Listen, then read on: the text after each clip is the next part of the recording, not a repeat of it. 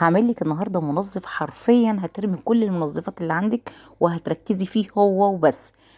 هيقضي لك على كل الدهون اللي موجوده في البيت، في المطبخ، في الحمام، في كل حاجه. بصي، هترجعي كل حاجه جديده، الاحواض، الحنفيات، الارضيات، كل حاجه عندك في البيت هترجع حرفيا بتبرق زي ما انت شايفه كده. الاحواض بتاعت الاكل بصي هترجع لك اللمعه بتاعتها اكنها لسه جديده. هطلع لك النهارده منتج تقدري تطلعي منه وصفات كتير جدا لكل حاجه في البيت. بصي، عايزه اقول لك كمان لو عندك قماشات المطبخ المبقعه والمتسخه وتكلسات الحمام هيقضي لك عليها، تقدري تاخدي منه كوبايه وهوريك استخدامه دلوقتي هتقدري تعملي ازاي عشان تنضفي بيه الحمام والقماشات بتاعه المطبخ اللي بتبقى متسخه جدا. بكوباية واحدة بس هتقضي على كل الدهون والتكلسات اللي عندك. وتابعي الفيديو للنهاية وان شاء الله ان شاء الله هتطلعي منه مستفيدة. بس ما تنسيش اعملي لي لايك واشتراك في القناة واعملي شير للوصفة عشان الكل يستفيد. تعالوا نسمي بالله ونقول اللهم صل وسلم وبارك على سيدنا محمد. فاكرين الوصفة اللي عملتها قبل كده معاكم من صابون المواعين واستخدمها فيها قشور البرتقال والليمون، وشرت القشور بتاعتهم بعد ما ضربتهم في الخلاط حطيتهم على رف التلاجة وقلت لحضرتك احتفظي بيهم في رف التلاجة مهما قعدوا مش هيحصل لهم اي حاجة. هنعمل بيهم وصفة تانية.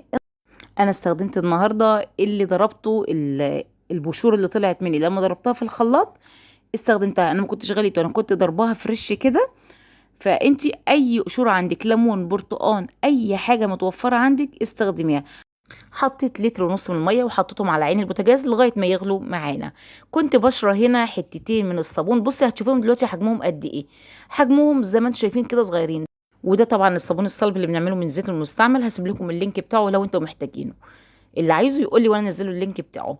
بشرت الحتتين اللي انتوا شايفينهم دول. انت بقى انا كده يعتبر بمقام من اللي انت بتشتريهم نص صابونه، انت ممكن تستخدمي معاكي لغايه صابونه كامله كمان.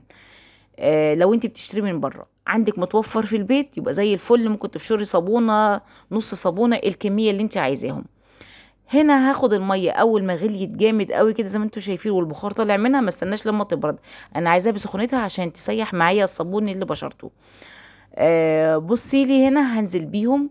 ومهما كنت البشره اللي انت بشراه هيدوب لان الميه مغليه زي ما انت شايفه كده. وعايزاكي تعديلي الميه اللي احنا عاملينها غاليينها دي على مصفى ناعمه كده عشان مش عايزه اي حاجه من القشور دي. انا مش عايزه غير الميه بس، عايزه السائل اللي هو هيديني نظافه وفي نفس الوقت هيفكك معايا الصابون. مش عايزه ولا قطعه من القشور انت شايفه دي. دي تقليبه حلوه كده لغايه ما تتاكدي ان الصابون كله داب. وهنا انا ضفت لتر ونص من الميه، والكميه دي كميه الميه السوائل كتيره على كميه الصابون اللي انا عملتها. بس انا حطيت الكميه دي لان انا لسه هربطهم بماده دلوقتي. فحابه انت كميه الميه تكون اقل من كده، إيه اللي يريحك اعملي المقدار اللي انت عايزاه، انا بديك الطريقه بس وكل ده يرجع لك انت. بس خدي مني الطريقه وبعد كده الوصفه معاكي هديكي منها منتجات كتير جدا. هطلع لك منها منتجين احلى من بعض. هنا دلوقتي كنت بقول لك ان هطلع لك منهم وصفتين احلى من بعض، بس انت تقدري تطلعي منهم اكتر من كده وهقول لك هتطلعي منهم ازاي. حطيته في حاجه اكبر شويه بعد ما اتاكدت ان هو داب، ونزلت بلتر كامل كمان من الميه. وهديهم تقليبه كده مع بعض، تقليبه مجرد بس يدوبوا مع بعض.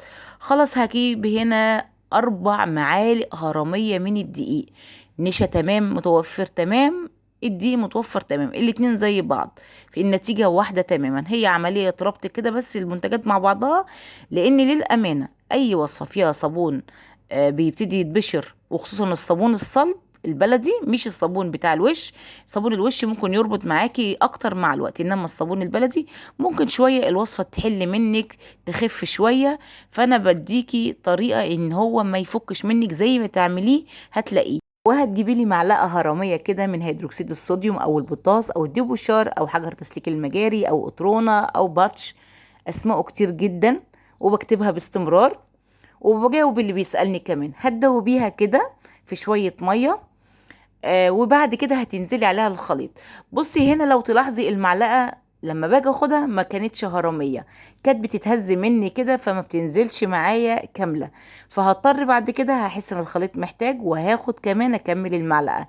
بس انت كده لو حضرتك متحكمه كده اكتر مني لان انا حطاه في علبه، فالعلبه غويطه قوي لتحت، فبطلعه بحذر فبيتهز مني.